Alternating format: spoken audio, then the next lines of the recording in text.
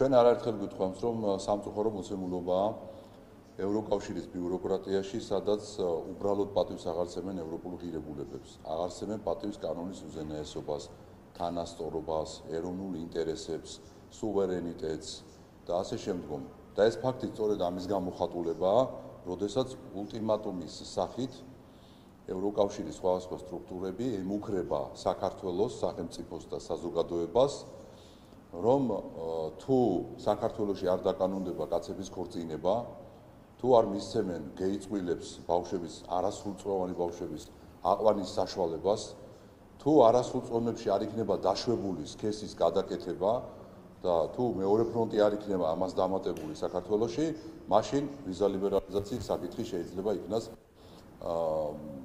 გადაწყვეტილება შეცვლილი ან შეჩერებული და ასე შემდგომ. ეხლა საზოგადოებას შევახსენოთ.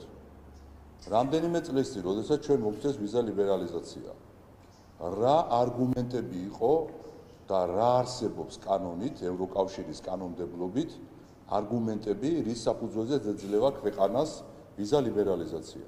რა კრიტერიუმებიც იყო ვიზა ლიბერალიზაციის მისაცემად, ჩვენ ესენი დავაკმაყოფილეთ და იქ არავის არ ჩაუწერია, რომ თუ თქვენ კაცების ქორწინებას არ დააკანონებთ და ბავშვებში სქესის გადაკეთებას არ დაუშვებთ და მეორე ფრონტს არ დაუშვებთ, ვიზა ლიბერალიზაციას გაგიუქმებთ, იქ მსგავსი ჩანაწერი არც ზეპირი და არც წერილობითი არ ყოფილა. სხვათა შორის არც ერთი სახელმწიფოს გადაწყვეტილებაში, იმიტომ რომ არგუმენტები და კრიტერიუმები ვიზა ლიბერალიზაციის მიცემის და შეჩერების არის აბსოლუტურად სულ სხვა, რომელსაც საქართველოს პირნათლად ასრულებს.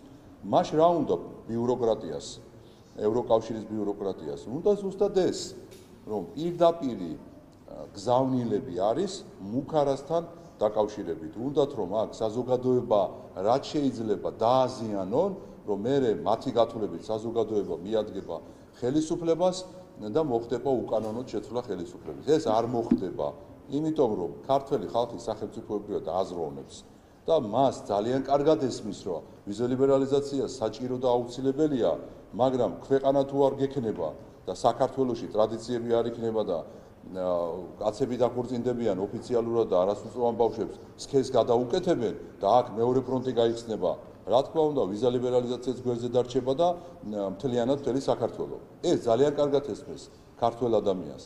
ეს არის მოცემულობა და ამიტომ არ გაუვათ ასეთი შანტაჟი.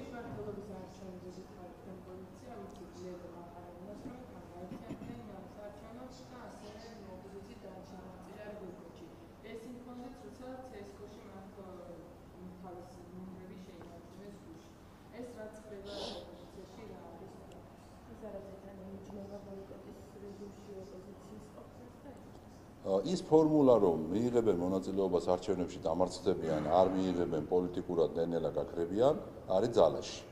ჩვენ ვხედავთ, რომ 4 გადალახული პარტიიდან 2 აპირებს მონაწილეობას, ჯერჯერობით 2 არ აპირებს, თუმცა ვიმეორებ, რეგისტრაციის ბოლო დღემდე ჩვენ უნდა ველოდოთ იმას, რომ შესაძლოა რამდენიმე მათგანმა გადაწყვეტილება მიიღოს.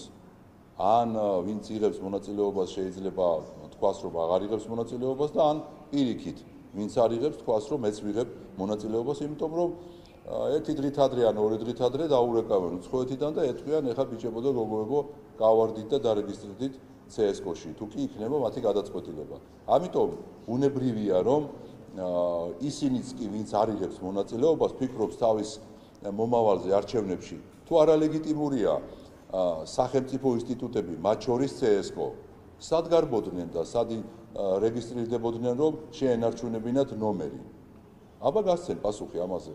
ეხლა რო ედავებიან ვითომ ფორმალურად, მაგრამ მაინც იმ გახარიას და ლელოს რატომ აღიარებთ ინსტიტუტებსო, თვითონ რატომ აღიარებენ? რა ნომერი, ამ მნიშვნელობა რა ნომერი ექნება, თუ კი როგორც ისინი ამბობენ, რომ ქვეყანაში ყველაფერი არალეგიტიმურია და არაფერს აზრი არ აქვს. რა თუნდაც ეს ნომერი, რა ნომერი ექნებათ? აი აქ გამოჩნდა მათი კუდი, რომელიც ძალიან დიდია და ვერ მალავენ. ის რომ ძალიან კარგად იციან, რომ დამარცხდებიან, უბრალოდ ეს არის ერთგვარი შესაძლებლობა, რომ მე თავიანთი მარცხი გაამართლონ. კითხავთ 20-ისგან დაკავშირებით, სად შეიძლება გამოიკვეთოს, როგორ ფიქრობთ, გიორგი გახარიას პასუხისმგებლობა, გულისხმობთ აი საგამოძიებო მოქმედებებს ვინმეც მიმდინარეობს.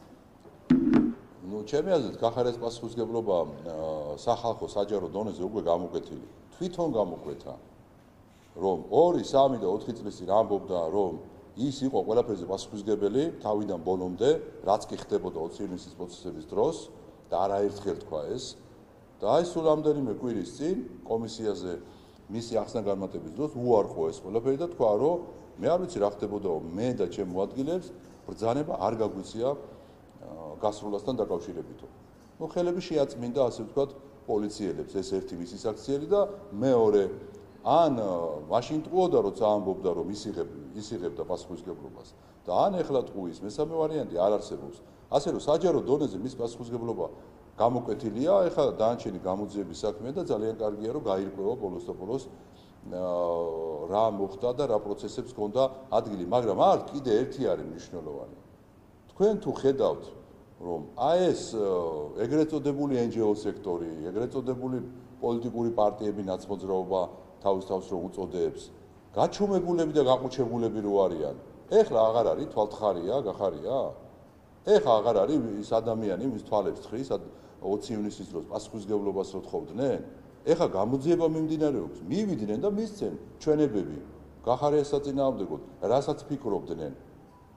თუ ეხლა უკვე ჩაეწერა იქ უცხოელი პატრონების რიგებში და იმათმა აუკრძალეს რომ ეხლა აღარ დაესხათ თავს გახარიასო. სად არის ეს ხალხი რომ თავიდან ბოლომდე რომ ჩამწკრივდებოდნენ და რომ ამბობდნენ გახარია თვალთხარია ხალხს რომ თვალებს თხრისო. სად არის და ეს ფაქტები მოყავდა და ასე შემდგომ. ანის დაზარალებულები სად არიან? რატომ არ გამოდიან? ეხლა გამოძიება მიმდინარეობს. მივიდნენ და თქვა რომ დიახ ვიდექი აი ესე პირდაპირ მესროლეს ეხლა მოვთხოვოთ გახარიას ის იყო ხელმძღვანელი იმ პროცესების და ასე შემდგომ. სად არის ეს ხალხი? რო არიან ყველა ბუჩქებში შემალულები, რატო ხდება? აი ეს არის კითხვა. იმიტომ რომ ის ჩაეწერა უკვე უცხოურ ძალებში და ეხლა როგორც ჩანს მეტნაკლებად ხელს აფარებენ. მე ვთქვი თვალთხარია. აბა?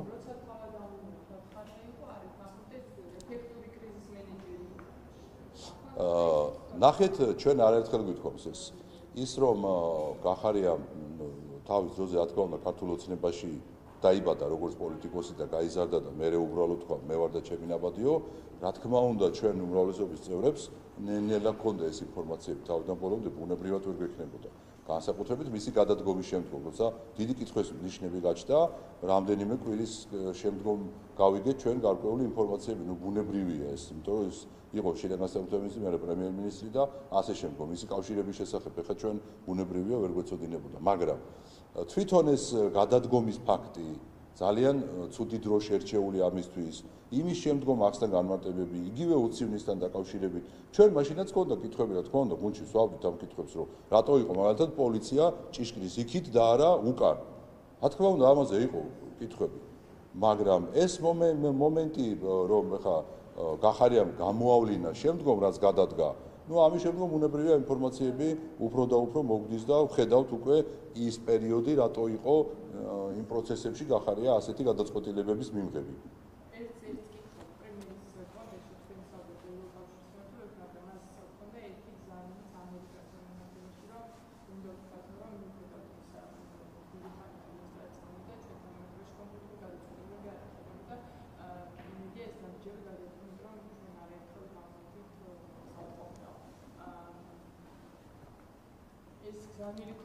რა თქმა უნდა.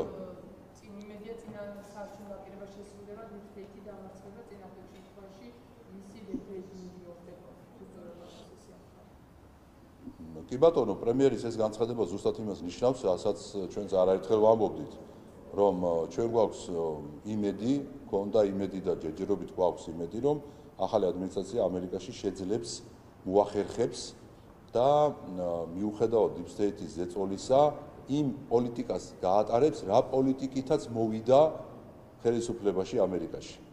ეს პოლიტიკა იყო თანასწორობა პარტნიორებთან, ეს პოლიტიკა იყო მშვიდობის დამყარება მსოფლიოში, ეს პოლიტიკა იყო ოჯახური ღირებულებების წამოწევა და LGBT პროპაგანდის დამარცხება და ამიტომ მქონდა ეს იმედი და ამიტომ ჯერჯერობით გვაქვს, თუმცა უნდა ითქვას, რომ გავიდა ნახევარი წელი და სამწუხაროდ ჯერჯერობით ასეთი მკვეთრი ცვლილებები, მათ შორის საქართველოსთან მიმართებაში თუ არ ჩავთვლით ერთ წერილს საქართველოს პრეზიდენტის მიმართ, რომელიც ცალსახად პოზიტიური იყო, ჯერჯერობით არ არის. ამავდროულად იმასაც ვამჩნევთ, რომ ვთქვათ, იგივე უკრაინის ომთან დაკავშირებით მისი ესეთი მკვეთრი და პრინციპული გადაწყვეტილებები მშვიდობის დამყარებასთან დაკავშირებით ჯერჯერობით ასევე ბუნდოვანია და ასე შემდგომ. თუმცა კიდევ ერთხელ ვიმეორებ, ამერიკას აქვს თავის შიდა საქმე და ამერიკელი ხალხი იმას გადაწყვეტს, ვინ როგორი პრეზიდენტია, მაგრამ ჩვენ შემთხვევაში ჩვენი ინტერესები საიდანაც გამომდინარეობს, აი იმ ინტერესებიდან გამომდინარეობს საუბრობ ჩვენ, მათ შორის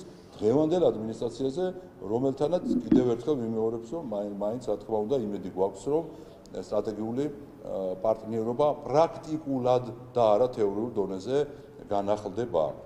შალვა-პაპუაშვილის წერილზე მინდა კითხოთ, ბატონო, მოლდოვას და საქართველოს ეკონომიკური ზრდის შედარების ცხრილი აქვს გამოტანილი პარლამენტის თავმჯდომარეს და სადაც ჩანს, რომ ნაცვლად და თვალსაჩინოდ უწევს საქართველოს ეკონომიკური ზრდით მოლდოვას, თუმცა აქვე ისიც ამბობს, რომ მოლდოვას უფრო უპირატესობას ანიჭებენ და უფრო წინაყენებენ ევროკავშირის მხრიდან, რას ემსახურება ეს ყველაფერი მას კი აქვს თავის გამოტანა, მაგრამ თქვენ რომ უპასუხოთ და ზოგადად ეს პოსტიც რომ შეგვიძლია. შალვა-პაპუაშვილმა რა ცხრილი წარმოადგინა მოლდოვასთან და საქართველოსთან დაკავშირებით ეკონომიკურ ჭრილში, ეს არის რეალობა. ის რომ მოლდოვას 2022 წელს ჰქონდა ეკონომიკური წისვლა, მათ შორის ჩვენზე წინ იყო, ეს ჩანს საერთაშორისო ინსტიტუტების შეფასებაში, ხოლო იმის შემდგომ, რაც აყვა აი ამ ევროკავშირის ბიუროკრატიის და deep state-ის განცხადებების პრაქტიკაში რეალიზებას, წამოვიდა უკან -5%-ით სამწუხაროდ მოლდოვას ეკონომიკა. ეს არის პრაქტიკული მაგალითი. ჩვენც რომ ავყოლოდით, რა თქმა უნდა, მინიმუმ 5 და შეიძლება მეტი პროცენტი იქნებოდა ეკონომიკური ვარდნა. მერე არავინ არ დაიწყებდა იმის კითხვას, რომ ჩვენ შევასრულეთ ევროპის კავშირის, ევროკავშირის ბიუროკრატიის დავალებები, ჩვენ ევროპულ ოჯახში გვინდა და რაც გვითხრეს, ის გავაკეთეთ და ჩვენ რა ვქნათ ეხლა თუ ეკონომიკა უკან მიდის, თავარია ევროპული ღირებულებები და ეკონომიკას მერე რამეს მოუხერხებთ და ასე შემდგომ. რა თქმა უნდა, საზოგადოება ამას არ მიიღებდა და სწორადაც არ მიიღებდა, იმიტომ რომ შენ როცა ხარ ხელისუფლებაში და ბერკეტები შენ გაქვს პასუხისმგებლობა, რომ გაიხედო შორს და გადაწყვეტილებები მიიღო. იქიდან გამომდინარე რა იქნება 1, 2, 3 და 4 წლის შემდგომ. და გარდა ამისა, ახლა დღეს გამოქვეყნდა თუ არ ვცდები ატლანტიკური საბჭოს შეფასებები. ისევე როგორც რამდენიმე დღის წინ ბევრი შეფასებები გამოქვეყნდა ევროპული ინსტიტუტების. მე ხა ველოდები ტელევიზიის ჟურნალისტის კითხვას, რომ როგორ ვაფასებ დადებითად აი ამ ატლანტიკური საბჭოს შეფასებას ძალიან ბევრი მიმართულებით, მათ შორის ეს არის საზოგადოების კეთილდღეობის მიმართულებით, სოციალური მიმართულებით და ასე შემდგომ. მაგრამ როგორც ჩანს, ეს არავის არ აინტერესებს, როცა ატლანტიკური საბჭო და ზოგადად საერთაშორისო ინსტიტუტები საქართველოს პოზიტიურად აფასებენ, ამ შემთხვევაში გამოდის, რომ ევრობიუროკრატიაში ამას არ აღიარებენ, თავისივე ინსტიტუტების შეფასებებს არ აღიარებენ. რა თქმა უნდა, ეს არის ორმაგი სტანდარტი, რასაც კარგად ხედავს ქართული ხალხი. ატლანტიკური საბჭოს კეთილდღეობის ინსტიტუტის აი, ტელევიზიას ასრებ ყველაფერში, არა და უნდოდა ეს კითხოთ, აი ეს. უმცირესობის უფლებების დაცვის შეფასების გამარჯვებას საქართველოს და მეთვალყურის 5 ელჩი მოუხდა. აი, ნუ შეუძლებს ზოგადად ეს მოჩვენებები და იმ ფონზე, როდესაც უმცირესობის უფლებებთან დაკავშირებით საქართველოს მიმართულებით გვესმის კრიტიკა. საქართველოსთან მიმართულებით სამწუხაროდ არ მხოლოდ უმცირესობის უფლებების მიმართულებით გვესმის კრიტიკა, არამედ დემოკრატიის უკუსვლასთან დაკავშირებით გვესმის კრიტიკა სამწუხარო ევრობიუროკრატიიდან, მათ შორის კორუფციასთან დაკავშირებით გვესმის, ევროპული ღირებულების დაკავშირებით, ღირებულებასთან დაკავშირებით გვესმის კრიტიკა. თქვენ წარმოიდგინეთ გამჭვირვალობასთან დაკავშირებითაც კი, სადაც ჩვენ მსოფლიოში პირველი ადგილი მოგვანიჭა საერთაშორისო ორგანიზაციამ. მთავრობის ეფექტურობის კუთხით და ძალიან ბევრი მიმართულებით, მათ შორის ახლა ატლანტიკურ საბჭოს დასკვნა, სადაც მათ შორის როგორც უმცირესობის უფლებების დაცვის კუთხით არის პირველ ხუთეულში ქვეყანა, რაც იმას ნიშნავს, რომ აქ რო დემოკრატია არ არსებობდეს, რასაც ამბობენ. აქ რო სახელმწიფო ინსტიტუტები ჩამოშლილი იყოს, რასაც ამბობენ. საერთაშორისო სავალუტო ფონდი როგორ იტყვის, რომ ეკონომიკა წინ მიდისო, და ატლანტიკური საბჭო როგორ იტყვის, რომ ბევრი მიმართულებით პოზიტიურად მიდის საქართველოში პროცესები, მაშინ თუ კი სახელმწიფო ინსტიტუტები არ მუშაობენ და დემოკრატია არ არის საქართველოში. აი ეს არის ზუსტად აი ამ ყველაფრის ფონზე წარმოიდგინეთ ატლანტიკური საბჭო, ევროპაში სავალუტო ფონდი, მსოფლიოში მსოფლიო ბანკი, საერთაშორისო ევროპული ინსტიტუტები საქართველოში აფასებენ პოზიტიურად ეკონომიკურ ზრდას, ეთნიკური უმცირესობების უფლებების დაცვას, კორუფციასთან ბრძოლას, დემოკრატიის განვითარებას, მთავრობის ეფექტურ მუშაობას, საზოგადოების კეთილდღეობის ზრდას და ამ ფონზე იგივე ევროკავშირის ბიუროკრატია ამბობს, რომ თურმე საქართველოში უკუსლაა დემოკრატიის. ვინ დაიჯერებს ახლა ამას? არავინ, რატომ? იმიტომ რომ დღემდე არის დარჩენილი სამწუხაროდ ზალაში ის რომ საქართველო გახდეს მეორე ფრონტი. დღემდე აქვს ეს ინტერესი სამწუხაროდ deep states. ჩვენი ქვეყნისთვის მნიშვნელოვანია და მე ვიტყოდი არა მხოლოდ ჩვენი ქვეყნისთვის არის მნიშვნელოვანი. მე ვფიქრობ ცივილიზებული სამყაროსთვის არის მნიშვნელოვანი, იმიტომ რომ ისეთ გამოწვევის ავსე რეგიონში, როგორც საქართველოა და სადაც საქართველო მდებარეობს, ბუნებრივია რომ ეს ოქროს აკვანივით არის აქ მშვიდობა საქართველოში. ვითარდება დემოკრატია საქართველოში და ასეთი შეფასება ბევრი მიმართულებით, მათ შორის ეთნიკური უმცირესობების უფლებების დაცვის მიმართულებით, როცა არის პოზიტიურად შეფასებული, ჩვენი ქვეყანა ეხლა ცივილიზებულ სამყაროში არის და გამომდინარე აქედან ცივილიზებულ სამყაროს წარმატებას მიმაჩნია, რომ არის ეს შეფასება.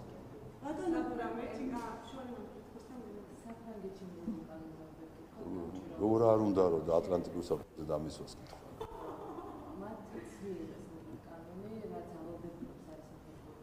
ვინა?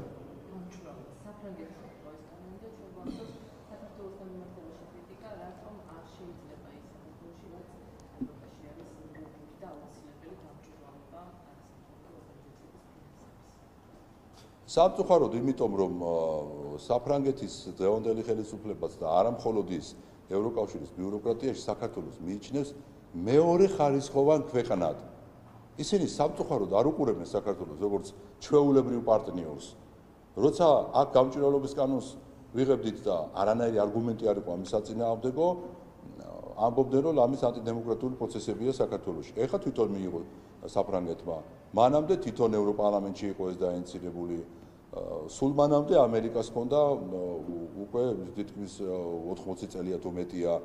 აქედან გამომდინარეობს ზუსტად ეს ორმაგი სტანდარტი, რასაც ქართველი ხალხი ხედავს. ევროკავშირში და ევროპაში ზოგადად რატომ იყო ღირებული გაერთიანება და საერთოდ ევროპულ ოჯახად ყოფნა და აღქმა, რატომ იყო?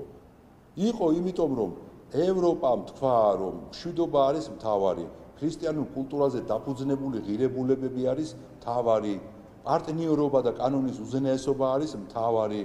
ჩავხედოთ ევროპის კონვენციებს, აწერია პრეამბულა, რითი იწყება საერთოდ ევროპაში მიღებული ნებისმიერი კონვენციის პრეამბულა, რითი იწყება, რომ ეს დაფუძნებულია ეს აქტი თუ საერთაშორისო კონვენცია ადამიანის უფლებებზე, კანონის უზენაესობაზე, თანასწორობაზე. სად არის ეს თანასწორობა, როცა საფრანგეთში შენგინდა გამჭვირვალობა, იმიტომ რომ ქვეყანა დაიცვა, ჩემთან მეუბნები რომ გამჭვირვალობა ანტიდემოკრატიულია. შენთან შეგიძლია ხალხი დახოცო, თუ კი გამოვა იქ და ძალადობრივი აქცია იქნება და ჩემთან აქ ხელიც არ უნდა ახლოს პოლიციას. სად არის აქ თანასწორობა? აი ეს დაირღვა ზუსტად ევროკავშირში და ამის იმედი გვაქვს რომ ევროპული ღირებულებები აღდგება ოდესმე ევროკავშირშიც.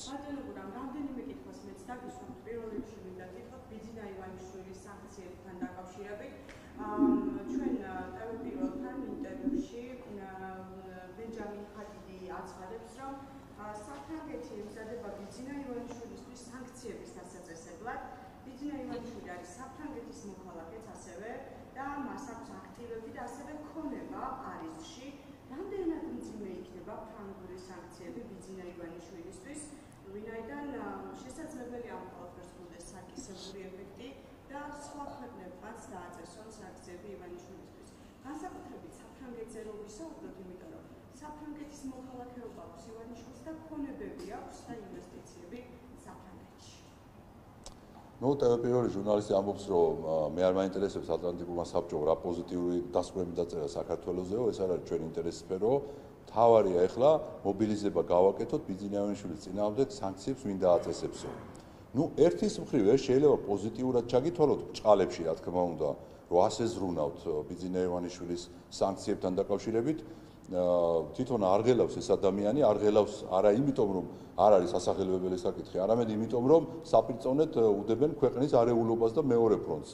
და ამიტომ წლების წინ აქვს ნათქვამი ბიძინეევანიშვილის, რომ ის არაფერს არ დათმობს პირადს საქართველოს არეულობისთვის და საქართველოში რევოლუციებისთვის და ასე შემდგომ და ასე შემდგომ. შესაბამისად, ერთხელ და სამუდამო ხომ უნდა მივხვდეთ ამას, რომ ჯერ არაფორმალური იყო, მერე ფორმალური გახდა ეს სანქციები, ეხლა გრძელდება ეს მუქარები, რა თქმა უნდა ითქვას ეს და კარგია რომ თქვენს ინტერესდებით ამით ალბათ სადღაც ამბობთ, რომ არასწორია ასეთი ტიპის არასამართლიანი განცხადებები და სანქციების მომზადება და რაც შეეხება მეორეს მხრივ, კიდევ ერთხელ ვიმეორებ, რომ რა განცხადება შეიძლება კიდე გააკეთოს ბიძინეევანიშვილმა, რომ დარწმუნდეს უცხოეთში ყველა, რომ როგორი სანქციებიც არ უნდა მოამზადონ მის წინააღმდეგ, ის გადაწყვეტილებას ამ მიმართულებით არ შეცვლის და ქვეყანას არ შეიყვანს აი ამ უბედურებაში, რა უბედურებაშიც სამწუხაროდ ჩვენს ირგვლივ არაერთი ქვეყანა არსებობს. შესაბამისად, თქვენ დამშვიდით, დაწყნადით, მას ყავს თავისი ადვოკატები, თავისი ხედვები აქვს, რა თქმა უნდა, მოსამართლე სანქციებთან დაკავშირებით ჩვენ ბევრს ვილაპარაკებთ კიდევ, რომ ეს არის პირდაპირი ზეწოლა იმასთან დაკავშირებით, რომ ამ შემთხვევაში ხალხს უთხრანო, თქვენ წაგართმევთ უვიზო მიმოსვლას, ბიძინეევანიშვილს უთხრა, რომ შენ წაგართმევ მილიონებს და დაგასანქცირებ, თუ შენ და შენი ხალხი არ მიიღებთ მათ კაცების ქორწინების დაკანონებას. თუ მათ არ გახსნით მეორე ფრონტს. რა თქმა უნდა, ეს თავიდან ბოლომდე შანტაჟად აღიქმება და ჩვენ ამას ვებრძვით და ვიბრძოლებ ბოლომდე, იმიტომ რომ ეს არის საქართველოს ისტორია. ძიმე არ იქნება ივანიშვილისთვის შემდეგი კითხვა. ეს გვაინტერესებს, იმიტომ საფრანგეთი არ არის რიგითი ევროკავშირის ქვეყანა. იგივე ეხება. რაც თქვი ახლა შეგიძლია უთხრა პროდიუსერს, რომ საფრანგეთსაც იგივე მითხრა თქვი. საფრანგეთი არა, მაშინ არ წახვიდა ერთი კითხვა. ხო და მაგას გეუბნ მითხარიო.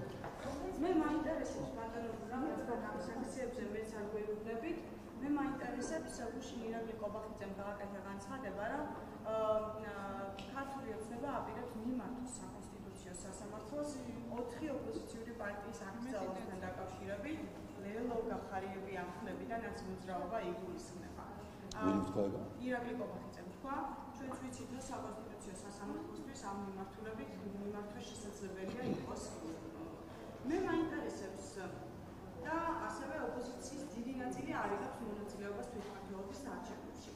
თქვენი ოპოზიციური პარტია ბატონო გურამ, აი ძალიან ცოტა თუ არის დარჩენილი არჩევნებამდე და ეხლა აღარ მითხრათ, რომ აი მოსჯელები ნამჯერი არ გაუქმეს საკითხთან დაკავშირებით პარტიაში. მიიღებს თუ არა ხალხის ძალა, ოპოზიციური პარტია ხალხის ძალა არჩევნებში მონაწილეობას, თვითმმართველობის არჩევნებში მონაწილეობას. რაც შეეხება როგორც იქნა ატლანტიკურ საბჭოზე დასვა კითხვა პირველმა და გეტყვით რომ კარგია რომ პოზიტიურად ფასდება საქართველოს ატლანტიკური საბჭოს დასკვნით და ეს გააშუქეთ დიდი მადლობა ამისთვის რომ თქვენ გააშუქებთ ატლანტიკური საბჭოს დასკვნას რაც არის პოზიტიური ქვეყნისთვის და ცივილიზებული სამყაროსთვის რაც შეეხება 4 პარტიის გადალახული პარტიის ეგრეთ წოდებული საკონსტიტუციო არჩევნების მომზადებას ეს ჩვენ არაერთხელ თქვით ამისთვის არის შექმნილი საგამოძიებო კომისია ზუსტად და 5 თვის განმავლობაში საზოგადოებამ ის 9 წელი შეიძლება ითქვას რომ დაჩქარებული ტემპით ნახა და თან პირველ წყაროების მოყოლით ნახა და თქვენ ნახავთ ეს დასკვნა რა დონის იქნება სოფლიოში ერთ-ერთი მაღალი ხარისხის დონის დასკვნა სადაც კიდევ ერთხელ ვიმეორებ რომ საკონსტიტუციო სასამართლოს მოსამართლეებს ბევრი სამსჯელოც კი აღარ ექნებათ ისეთი ფაქტები იქნება იქ რომ ანტისახელმწიფოებრივად გამოცხადდეს ის პარტიები რომლებიც იღებდნენ მონაწილეობას აი ამ ანტისახელმწიფოებრივ პროცესებში რაც შეეხება ჩვენი პარტიის ხალხის ძალის მონაწილეობას რა თქმა უნდა ნამჯერიც გვაქვს ჩვენ და გადაწყვეტილებებიც მიღებული გვაქვს მაგრამ ამას გავაჟღერებთ თავის დროზე მონაწილეობას ყველა შემთხვევაში ვიღებთ რა თქმა უნდა რა ფორმით მივიღებთ როგორც ეს თქვით საპარლამენტო არჩევნების წინ ამას რა თქმა უნდა თქვენს და საზოგადოებაც უახლოეს პერიოდში აუცილებლად გაიგებთ. კი ბატონო, ერთ დავაწყოთ ფორმაში იგულისხმება ცალკე ანუ მე არ ვიცი ხა ეს სამწუხაროა და ფორმაში იგულისხმება. კი, ეს ახლა თქვენი თვითმმართველობის დიახ თვითმმართველობის არჩევნები სპეციფიურია.